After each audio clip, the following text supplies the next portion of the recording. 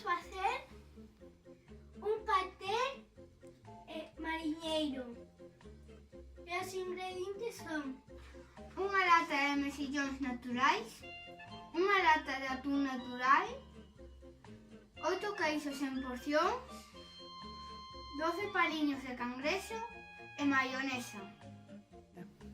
Imos elaborar a receita.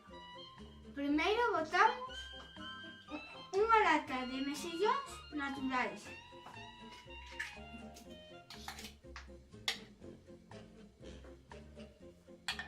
Despois, a lata de atún natural.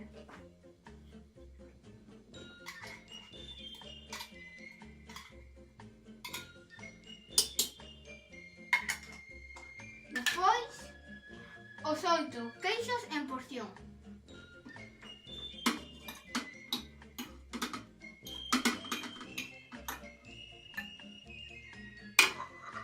E por último, os 12 paliños de cangrexo.